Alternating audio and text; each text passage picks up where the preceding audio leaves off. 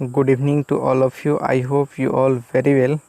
सो आज के सेशन में हम बात करेंगे क्लास 12th का चैप्टर नंबर 1 सॉलिड स्टेट के बारे में। और इस चैप्टर के अंतर्गत आज हम लोग देखेंगे multiple choice question. Multiple choice question में 4 ऑप्शन दिए जाते हैं, जिनमें से कोई एक ऑप्शन सही होता है। जिनमें से सही ऑप्शन है उनके लिए हम यहाँ पर रेड कलर से राइट किए हुए हैं। तो यहाँ पर हम लोग देखेंगे फर्स्ट क्वेश्चन क्या है।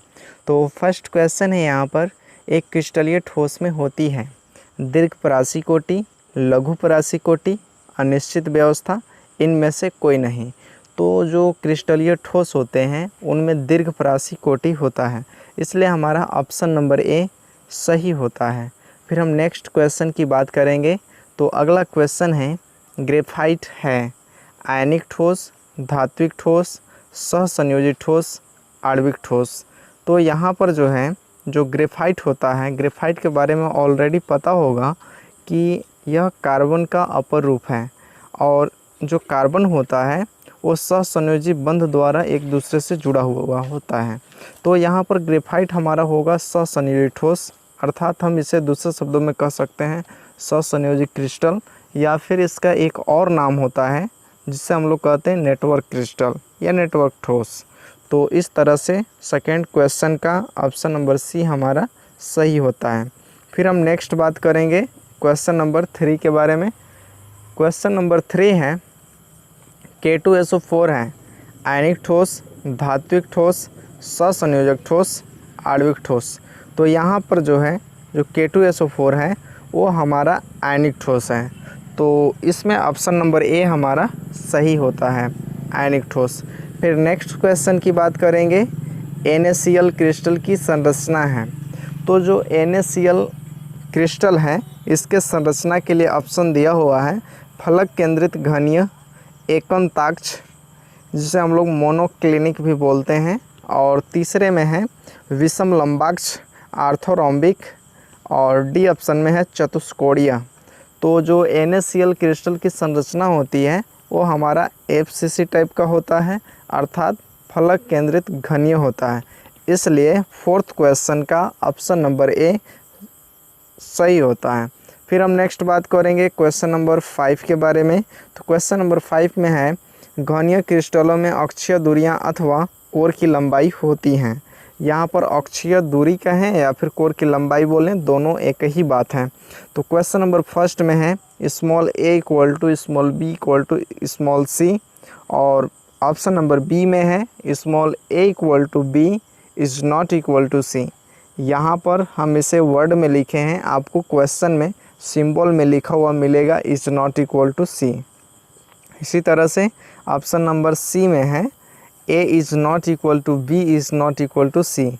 यहाँ पर स्मॉल a न तो b के बराबर है और ना ही b c के बराबर है। इसी तरह से ऑप्शन डी में है alpha equal to beta equal to gamma equal to 120 degree.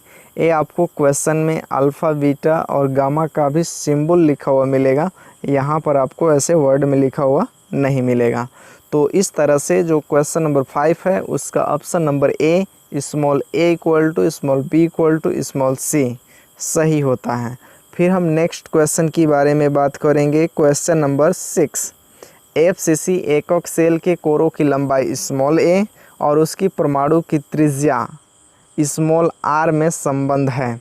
तो अगर हम बात करें इसका परमाणु त्रिज्या यानी स्मॉल r के बारे में कि कोर की लंबाई और उसके त्रिज्या के मध्य में क्या रिलेशन होता है, तो रिलेशन होता है, इसको बिल्कुल याद रखिए, small r equal to √2a/4। यहाँ पर स्मॉल r परमाणु की त्रिज्या है और जो a है वो हमारा यहाँ पर एकक सेल के कोर की लंबाई है। तो FCC के लिए हमें ध्यान में रखना है small r equal to √2a/4। फिर हम नेक्स्ट बात करेंगे क्वेश्चन नंबर 7 के बारे में। तो क्वेश्चन नंबर 7 है, किसमें प्रति एकांक कोष्ठिका परमाणुओं की कुल संख्या 2 है। FCC यानी फलक केंद्रित घनीय इकाई कोष्ठिका, अगला है BCC अंतः केंद्रित घनीय, और तीसरे में है आद्यघनीय और चौथे में उपरोक्त में से कोई नहीं। तो यहाँ पर जो BCC है, body centred cubic unit cell जो होता है, अंतः केंद्रित घनीय इकाई कोशिका, इनमें जो कण होते हैं कोनों के अतिरिक्त एक केंद्र पर भी उपस्थित होता है। तो चूँकि कोनों पर 1/8 परमाणु उपस्थित होते हैं, तो अगर हम कुल बात करें इसमें परमाणु की संख्या तो 8 कोनों पर, तो 8 कोनों पर जब परमाणु हुए तो फिर एक कोना पर 1/8 परमाणु, तो 8 कोना पर 8 गुणे 1/8 परमाणु होंगे। तो 8 से 8 कैंसिल आउट होगा, तो वहाँ से एक परमाणु और एक इनके केंद्र पर जो परमाणु उपस्थित था। तो इस तरह से BCC में कुल परमाणुओं की संख्या 2 होगा, इसलिए 7 नंबर का ऑप्शन नंबर B सही है। फिर हम नेक्स्ट बात करेंगे क्वेश्चन नंबर 8। क्वेश्चन नंबर 8 में है एक घनीय ठोस के कोनों पर A परमाणु और अंतः केंद्र पर B परमाणु स्थित है, इस यौगिक का सूत्र है। यहाँ पर जो घनीय इकाई कोशिका है, A के परमाणु कोनों पर उपस्थित हैं और जो केंद्र है उसमें B के परमाणु स्थित हैं। तो केंद्र पर एक परमाणु होता है तो B के एक परमाणु हो गया, कोनों पर A के परमाणु है तो 8 कोनों पर A के परमाणु, यानी कि कोनों पर टोटल अगर हम इनको ऐड करते हैं तो A परमाणु की संख्या 1 आएगा। तो यहाँ पर जो एटम हमारे पास A है उसकी भी संख्या 1 आ गया और जो एटम B है उसका भी संख्या 1 आ गया।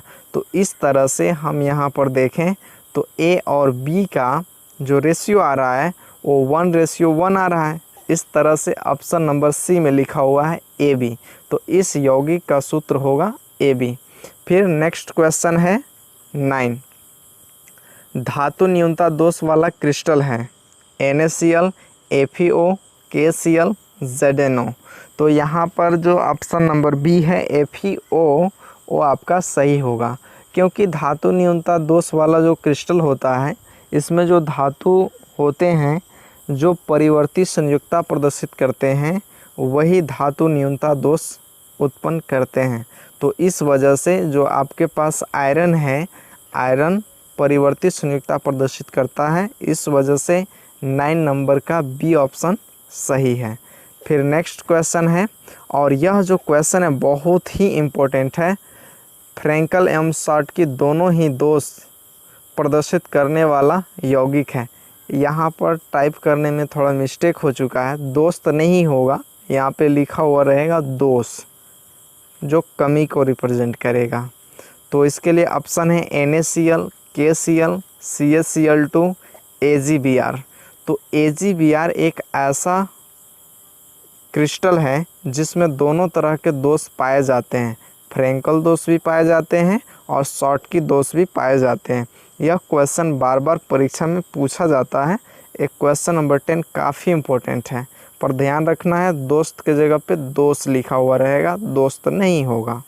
फिर नेक्स्ट क्वेश्चन है शॉर्ट की दोष पाया जाता है NaCl में, AgBr में, KBr में, सभी में।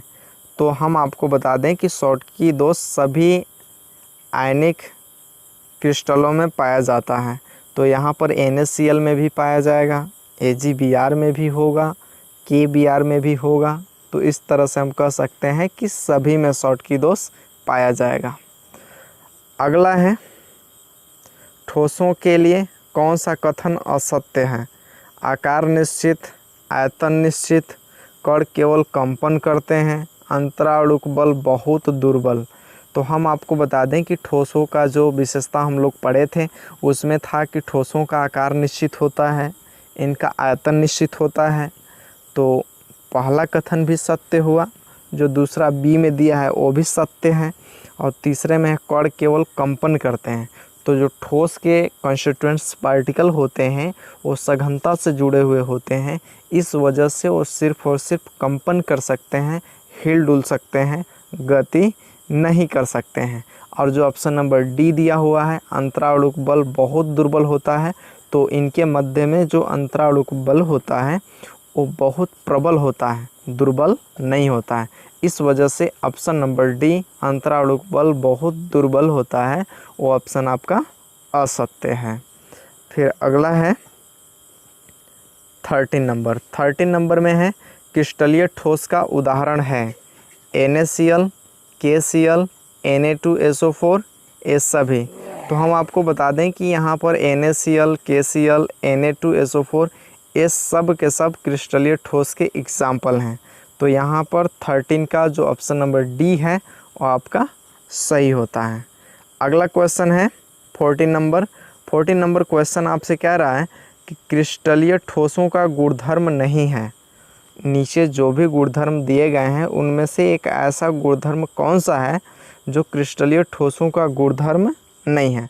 तो पहला है विषमदैशिकता, दूसरा है तीक्ष्ण गलनांक। तीक्ष्ण गलनांक का मतलब होता है निश्चित गलनांक, और सी में है सतत शीतलन वक्र, और डी में है निश्चित गलन उष्मा। तो क्रिस्टलीय ठोस का गुणधर्म विषमदैशिकता भी है और निश्चित गलनांक भी है, निश्चित गलन उष्मा भी है, पर इनका शीतलन वक्र सतत नहीं होता है बल्कि इनका शीतलन वक्र असतत होता है। इस वजह से ऑप्शन नंबर सी में जो दिया हुआ ऑप्शन है सतत शीतलन वक्र, वही गुणधर्म क्रिस्टलीय ठोस का नहीं है। इसलिए 14 का ऑप्शन नंबर सी सही होता है।